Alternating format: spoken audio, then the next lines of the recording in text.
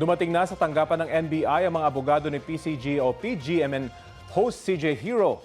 Kaugnayan sa sabpina sa kanya matapos madawit sa umano'y pangingikil kay dating House Speaker Martin Romualdez na dahilan ng pag-aresto sa PGMN founder na si Franco Mabanta at 4 niyang kasamahan noong nakaraang linggo. Itinuturing si Hero bilang person of interest sa kaso.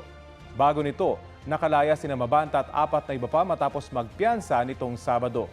Ayon sa mga otoridad, humingi ng bayad sina Mabanta sa kampo ng dating House Speaker kapalit ng hindi nila paglalabas ng video na posibleng ikasira umano ng mambabatas.